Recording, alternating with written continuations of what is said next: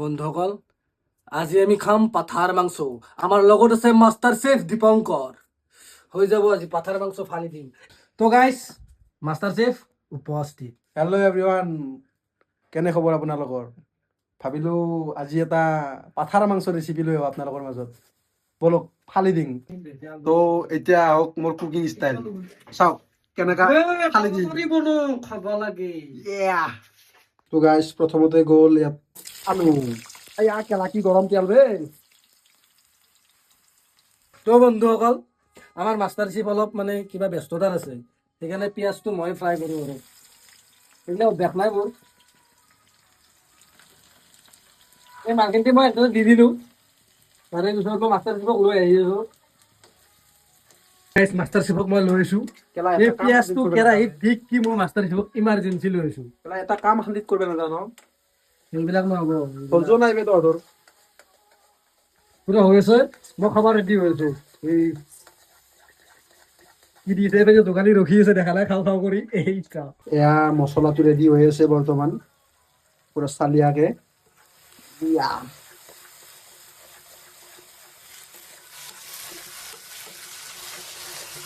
এইটো মালটো পুৰা গলি যাব লাগিব। এইটো অলমষ্ট আপোনাৰ 80% কমপ্লিট হৈ গৈছে, দেখা পাইছে।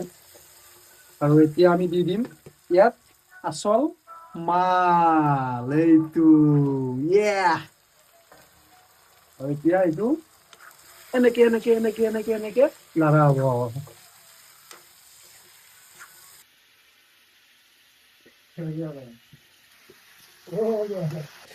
তো গাইস, মাষ্টাৰ চেফ কামত লাগি আছে। মই যাই একবাৰ এক পাক চাই আহোঁ, যদি হৈছে এক পিচ খায়ো আহোঁ। বলক লগ কৰি দি আছোঁ। মাই মছলা ঢালি আছে, মাংসৰ কালাৰে আনাই দেখোন। হালধি দিব লাগিব নাই, দিয়ে নাই একো দিয়া নাই বৰ্তমান, জাষ্ট হালধি দিলোঁ। নিমখে দিয়া নাই বে ভাই, হালধিও অকণমান দিছোঁ জাষ্ট।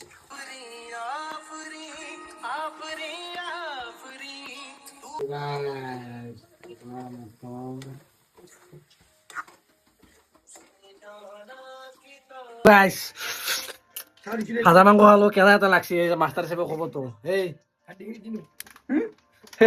খাবা পাই মই কৈছো না, বেয়া বুজি চা কিন্তু দি আছে না। মজা হৈছে বে, মোৰ পিছফালে খাই দিলে মজা হৈছে বে। এই চাক ৰখি আছে লাগি গ'লে অলপ।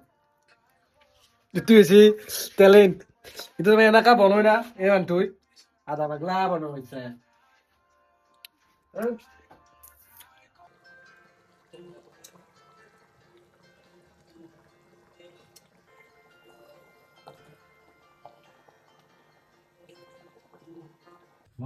ফাইনেলি আমাৰ মাটন ৰেডি, চাব পাৰে। পিছ চাওক একবাৰ কেনে এটা আহিছে গ্ৰেভিটো।